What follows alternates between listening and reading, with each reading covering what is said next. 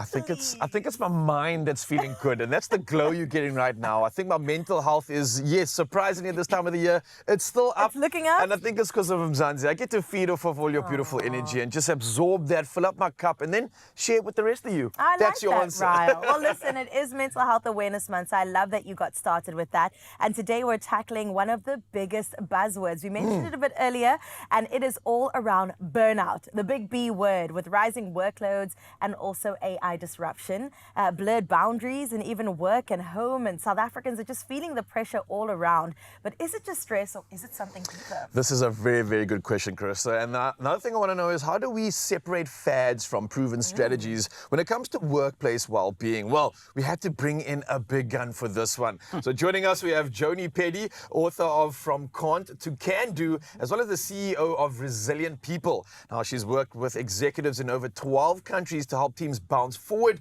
and not just bounce back. So absolutely here to not just survive, but to thrive. Yes, exactly. That's what it's about, right? Exactly. Joni, how are we doing this morning?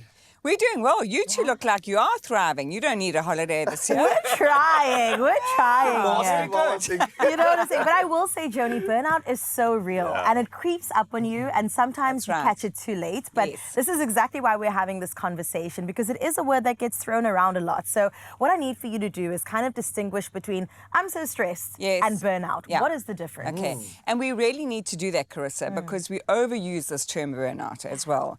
And I always say, change your words to change your world. So let's differentiate. So stress is you're tired, you've got a project, you've got to push through, but when that project, that you've hit the finish line and you've got it over the line, you feel fine.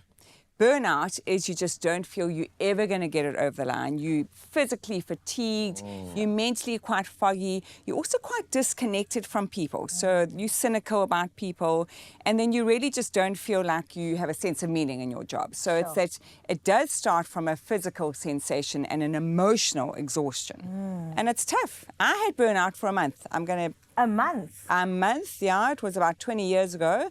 And I was put into bed for a month. Take those running shoes away, Joni, and be in bed. So I know what that feels like. It's horrendous. So I self-manage very well because I can push too hard. And then you just push yourself over the line and it's hard to come back. What was that actual feeling of burnout like? Is it a physical thing? Yes. Is it just mental only? It's absolutely physical. So I've got a strong mind and I kept on thinking, let me just get out of bed, go for a 5-kilometer walk, run, and push through, but you can't. You can't. So it's all about us self-caring, doing a little mini stops. I mean, let's look at the 24-hour period, how you start your day, how you end your day. What are the practical things you do to make sure that you're not absolutely depleted every day of the week? I heard you speak about it's year end and 10 months, and we worked for 10 months, Carissa. I don't want South Africans going on holiday thinking the first 10 days they need to sleep or the first week they need to sleep. That's a terrible way to start your holiday. You've got families to look after. You want to do fun things, new experiences. So let's self-manage now from, kind of the end of October to when we go on leave so that we can have a brilliant holiday with our families. And there's ways to do that. Sure. It's only scary now because I'm really keen on some sleep, but no longer.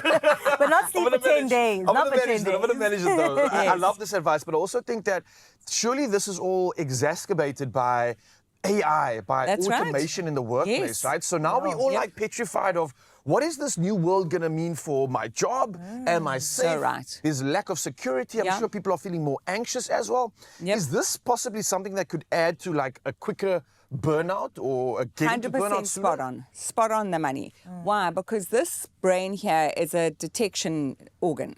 So it's under threat all the time. Is my job going to be replaced? What else do I need to do? I'm an older person, so I need to learn some AI techniques and technology and automation. So the cortisol going into your brain all the time from this low-grade fear is making you feel depleted. Sure. And this front part of your brain is called the prefrontal cortex. That's the decision-making.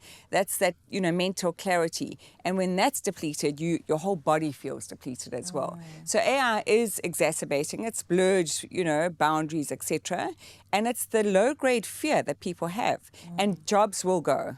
We know that. Jobs will go. The reason I wrote the book is that AI is disrupting in a magnificent way, but quite a scary way. So when we under that fear and uncertainty and speed and efficiency of AI, is like the brain doesn't like that. We want control, and the brain wants certainty. Yeah. So we need the 9 capabilities that AI can't replace. And as humans, we can level up, but we have to be intentional about how do we level up. Well, Joni, I love this, and I love the fact that you've also raised your book, because I want to touch on that.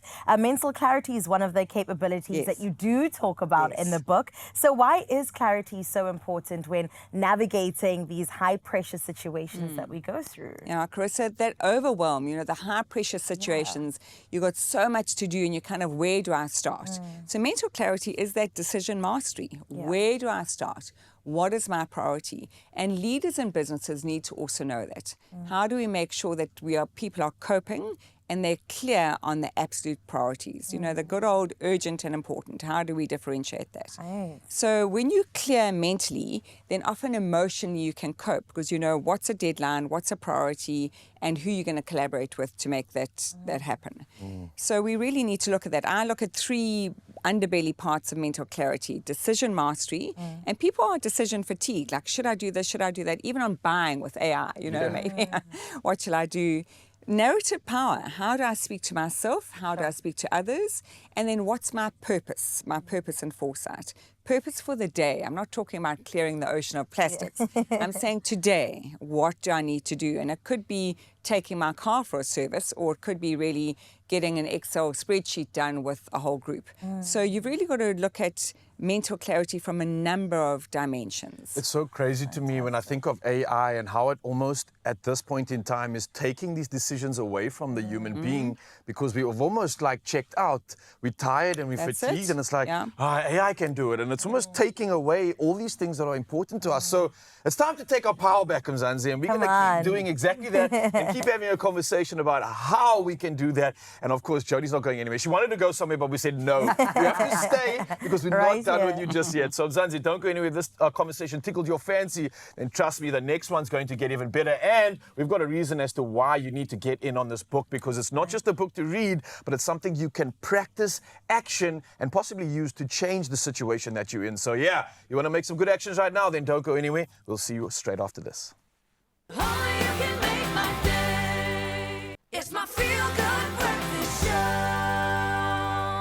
Oh yes, Mzansi, welcome back to your Feel Good Breakfast Show. It's Tuesday, and of course that means Health Tuesday, and the most important health of them all is your mind. So let's get into garnering something positive for exactly that. And earlier we unpacked the pressure cooker many workers are now living in, and now we focus on solutions and tools that build resilience, that boost focus, and help leaders lead with empathy. Now still with us, the big gun, Joni Petty, is here, who believes the future of the workplace and well-being depends not just on what tech can do, but on what humans still do best.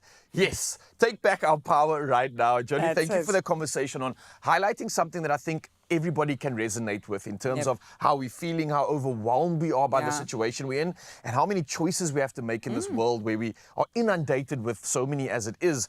I want to talk about something that you're quite skilled in, and especially when you're working with top leaders, top workers.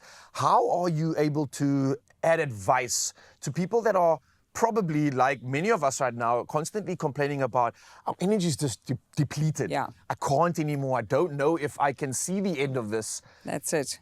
We've identified this within ourselves, but what can we do about it? Yeah, okay. So let's start off with the trifecta. Let's win that trifecta. Yeah, okay. So the trifecta first is sleep. Yeah. Sleep is your superpower. So that 7 hours is non-negotiable. And you've really got to build up, good night's sleep starts from the minute you wake up. So during the day, have you cut out that caffeine at 1 o'clock? Make sure that you have exercise during the day, even if it's micro exercise. So that's the second part of the trifecta. Okay, so sleep, okay, got that, yeah. Sleep. Carissa's going to do some yoga, I believe, which will be great. So it could be stand up at your desk and do 10 squats. Okay. It can be as simple as that. We need to move every hour.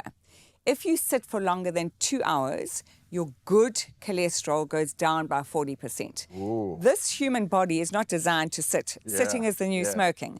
So you've got to say that again. sitting is the new smoking. Let's stop that. You've got to get up and move. So get up and move. Walk down the corridor. Have a walking meeting with your colleagues. That's the second part of the trifecta. Love that, yes. The Move, third okay. part of the, can you guess the third part? Is it fueling? Yes, diet? I would fueling, imagine, 'cause diet. that's You're very on the important. money. Yeah, okay. So fuel with purpose, right? What are you putting at the end of your fork? What is going into your mouth? This organ here between your ears is a very hungry organ. It takes 20% of the energy that you consume. So if you're feeling depleted, maybe you're eating processed foods and sugar and too much caffeine, just make sure that you fuel this ecosystem in a way that you have got energy. It's really important. So that trifecta is going to give you energy. Okay, I love this. So this is practical advice we can take with us. This is a trifecta that could help our vessel deal with the chaos around us at the moment, right? That's it. Now, when it comes to moments of, let's say, and I'm reading a lot of what's happened with regards to your coaching. I mean, you've worked with Microsoft, you work with Airbnb. Yes. These are top sort of brands and brands that I think come under a lot of intense pressure constantly as well, right? Yeah. So you need a lot of methods and you need habits to help maybe stay grounded in a world where we're going in so many directions and we may be losing that direction per se. Grounding is something that can help us, but how do we get that when we are pulled in so many directions, when we're accountable to so many things, our family, our job, meeting the brand's expectations when you're working with a big company? What practices can we implement to get grounding? And I know that word gets thrown around as well. What does that mean? Well, there's physical grounding. I mean, we should take our shoes off and get on the grass, which is quite good. I've got some exco teams where we'll go outside and they've got, big offices and they do have grass, and we'll take our shoes off and we'll stand there and we'll debate a certain issue and we'll have courageous conversations. It's not about kumbaya and being nice to each other. We need to be rigorous, okay? Yeah. But that grounding, the specificity is to get your feet on grass. What I'm finding that employees need to do is actually start to collaborate around what are they going to do. When is the sprint work? Like if you're under pressure, you need to sprint, but then a sprint has to come to an end. Yeah.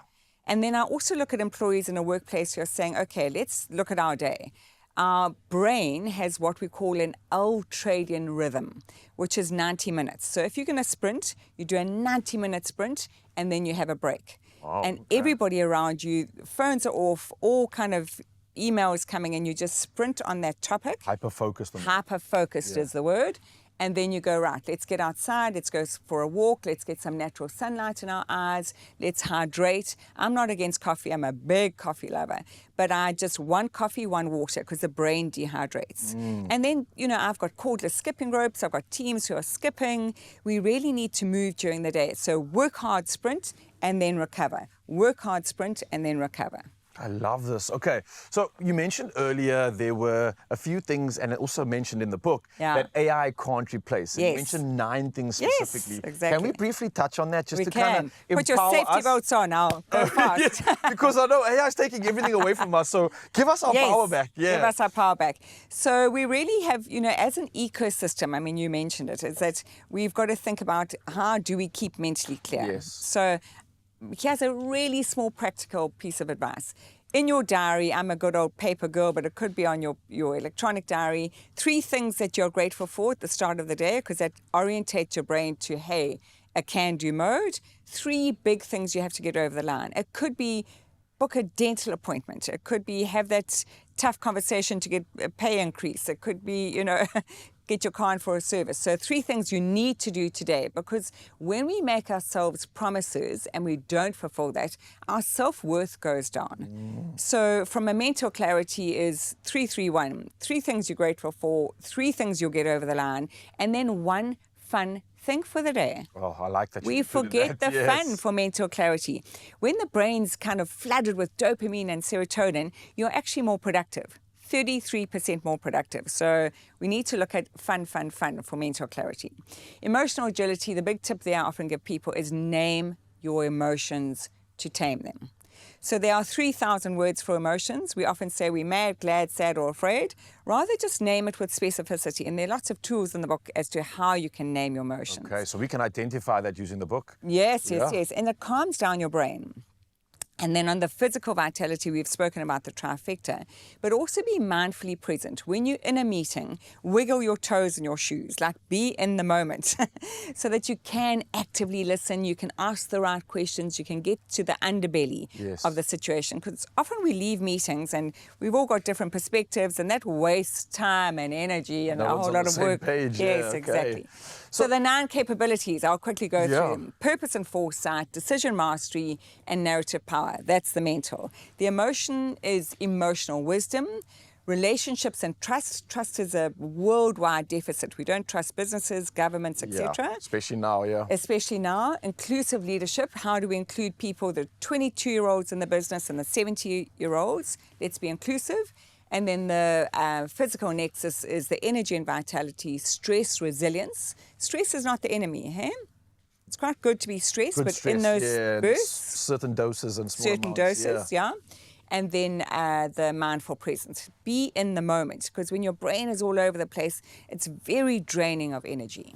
I feel somewhat refreshed from this conversation. I feel like, listen, if you were overwhelmed right now, you have every reason to take your power back, and especially talking about this book, and there's so much to be excited about. I believe you've got a launch happening in... Tonight? Cavendish, exclusive books, yep. All right, so join us. Be there tonight, Cavendish, if you are in Cape Town, to get a chance to be immersed with this book and just have it activate something in your soul, which I think we all need right now. And especially if you're feeling like you're close to that word we talked about right now, burnout. It happens towards this time of the year, and you might need a reason to take your power back. So Joni Petty's got everything. You can find her online as well. If you're out in the rest of the country, then there's also opportunities to get that launch. But right now, I think it's the perfect opportunity to not just move our minds, but move these beautiful bodies. Thank you, Joni. That was beautiful. Thank you. So lovely to chat.